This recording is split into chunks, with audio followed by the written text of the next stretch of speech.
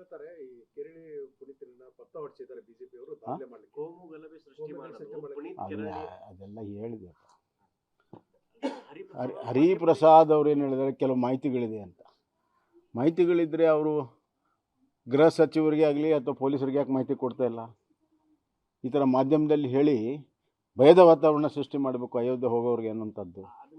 ಅದು ಅಲ್ಲದೆ ಅವರ ಇಂಡಿಯಾ ಪಾರ್ಟ್ನರ್ಸು ಕೂಡ 2-3 ಜನ ಅದೇ ಥರದ ಹೇಳಿಕೆಯನ್ನು ಮೊನ್ನೆ ಕೊಟ್ಟಿದ್ದಾರೆ.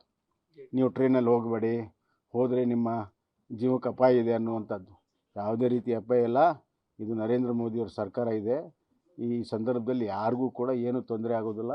ಅತ್ಯಂತ ಗಟ್ಟಿ ಸರ್ಕಾರ ಇದೆ, ಸುರಕ್ಷಿತವಾಗಿ ಈ ದೇಶ ಇದೆ.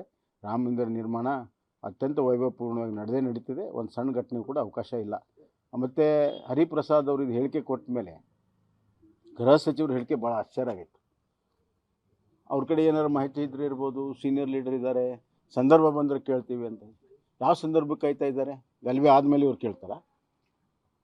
ಆದ್ದರಿಂದ ಇಲ್ಲಿ ಏನಾರು ಕರ್ನಾಟಕದಲ್ಲಿ ಏನಾರು ಆದರೆ ಈ ಸರ್ಕಾರವೇ ಹೊಣೆ. ಸರ್, ಅದರ ಆಚೆಗೆ ನಿನ್ನೆ ಒಂದು ಟ್ವೀಟ್ ಮಾಡ್ಯಾರ ಸರ್, ಈ ಪುನೀತ್ ಕೆರಳಿನ ಬಳಸಿಕೊಂಡು ಬಿಜೆಪಿಯವರು ಕೋಮು ಗಲಭೆಗೆ ಹೊರಡಿಸೋಕೆ ಪತ್ರ ಹೊರಡಿಸಿದ್ದಾರೆ. ವಾಟ್ಸಪ್ ಗ್ರೂಪ್ಗಳಲ್ಲಿ ಕೋಮು ಗಲಭೆ ಸೃಷ್ಟಿ ಮಾಡಕ್ಕೆ ಬಿಜೆಪಿನೇ ಕಾರಣ ಅಂತ ಹೇಳಿ. ನೋಡಿ, ಪ್ರವೀಣ್ ಕೇಸ್, ಪುನೀತ್ ಕೇಸ್ ಆಗಲಿ, ಇನ್ನೊಂದು ಕೇಸ್ ಆಗಲಿ, ಇವೆಲ್ಲ ಕಾಂಗ್ರೆಸ್ಸಿನ ಒಂದು ದಬ್ಬಾಳಿಕೆಯ ರಾಜಕೀಯ ಒಂದು ಇದು. ಅವರು ತಮ್ಮ ತಪ್ಪನ್ನು ಮುಚ್ಕೊಳ್ಳೋ ಸಲುವಾಗಿ ಯಾವಾಗಲೂ ಕೂಡ BJPಯನ್ನು ಕೋಮುವಾದಿ ಪಕ್ಷ ಅಂತ ಕರೀತಾರೆ. ನಿಜವಾದಂಥ ಕೋಮುವಾದಿ ಯಾರಾದರೂ ಇದ್ದರೆ ಅದು ಕಾಂಗ್ರೆಸ್ ಪಕ್ಷ.